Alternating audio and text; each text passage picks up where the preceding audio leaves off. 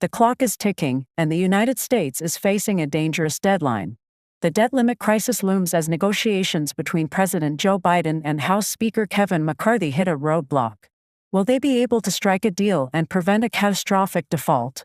Let's dive into the details. The White House and House GOP are engaged in high-stakes negotiations to avoid the nation's first-ever default on its debt.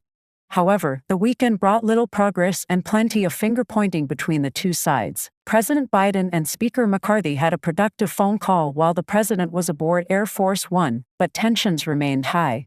Time is running short as the Treasury Department warns of a possible default by June 1. The consequences of a default could trigger a global economic catastrophe. The key sticking points revolve around spending cuts and tax revenue.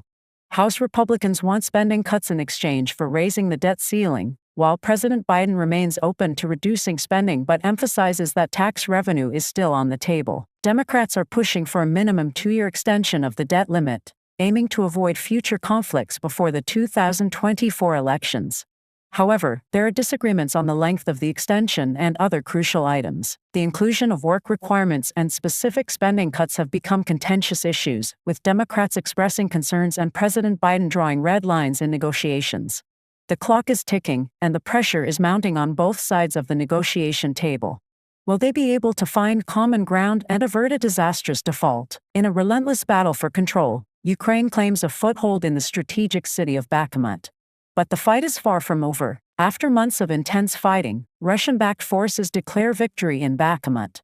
However, Ukrainian General Oleksandr Syrskyi reveals a different story.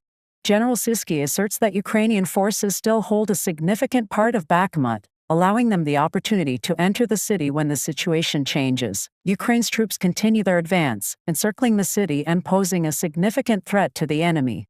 The battle for Bakhmut has been the longest and bloodiest of the 50-month war. Meanwhile, Russian forces intensify their offensive, including airstrikes on Bakhmut and nearby areas. The Wagner private army leader, Yevgeny Prigozhin, claims their job is done and that they will leave the conflict zone. However, military analysts question the strategic value of Bakhmut. While Ukraine seeks international support, President Volodymyr Zelensky compares the devastation in Bakhmut to the aftermath of the atomic bomb attack on Hiroshima. The battle for Bakhmut continues to escalate, with geopolitical implications at stake. As leaders at the G7 summit voice their support for Ukraine, the world watches closely. Will this conflict lead to a turning point in the war, or will it further deepen the divide? The fate of Bakhmut hangs in the balance. Stay informed and let us know your thoughts. In a heartbreaking tragedy, a toddler in Florida loses her life after being left in a hot car for 15 hours. According to authorities, the 2-year-old girl was left in the car for about 15 hours in 80-degree heat.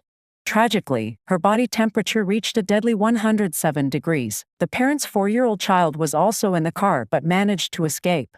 The mother called 911 in distress, and when deputies arrived, they found an unresponsive 2-year-old. Despite the deputies' attempts to perform life-saving measures, it was too late to save the child's life. During the investigation, search warrants were executed, leading to the discovery of illegal substances and drug paraphernalia.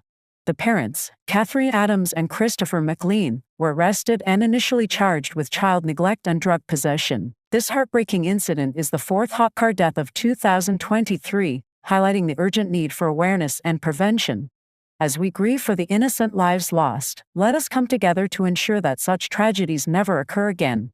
Remember, it only takes a moment to save a life. Thank you for watching. If you found this information valuable, please like, comment, and share. Together, we can make a difference and protect our children.